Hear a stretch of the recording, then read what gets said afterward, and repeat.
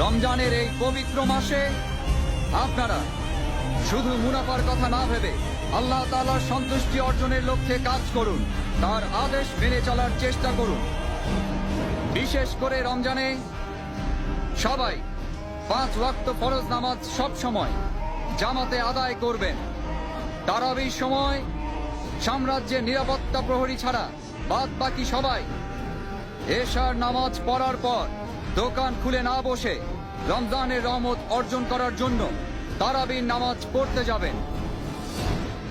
যারা নামাজ না পড়ে দোকানে এসে ব্যবসা করবে তাদের কঠোর শাস্তি দেয়া হবে।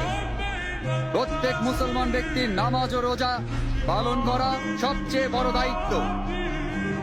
এই পবিত্র মাসে 5 ওয়াক্ত নামাজ জামাতে পড়ার জন্য আপনারা সবাই মসজিদে যাবেন। বায়াজিদ মসজিদের ময়দানে ইবাদত করতে আসা মহিলাদের আশেপাশে ঘোরাঘুরি করলে বা কোনো ক্ষতি করলে অথবা কোনো বেয়াদবি করলে কঠিন শাস্তি পেতে হবে। মহিলারা নামাজ পড়ার জন্য এবং ওয়াজ শুনতে যথাসময়ে উপস্থিত হবেন। নামাজের সময় ব্যতীত মসজিদ প্রাঙ্গণে মহিলাদের আনাগোনা একেবারে নিষিদ্ধ করা হলো। মুসলিম এবং অমুসলিম কেউই দিনের বেলা জনসম্মুখে কোন রকম খাদ্য গ্রহণ করবেন না, পানি পান করবেন না।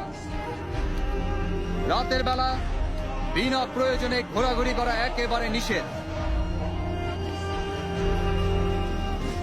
মহল্লাবাসী, ব্যবসায়ী এবং বাকি সবাই নিজেদের দোকান এবং বাড়ির আঙিনা সব সময় পরিচ্ছন্ন রাখবেন। নিজের আশেপাশের পরিবেশ পরিচ্ছন্ন রাখার পাশাপাশি নিজেরাও পরিষ্কার পরিচ্ছন্ন থাকবেন। কাউকে বিরক্ত করা অথবা একে অন্যের ক্ষতি করা থেকে সবাই বিরত থাকবেন।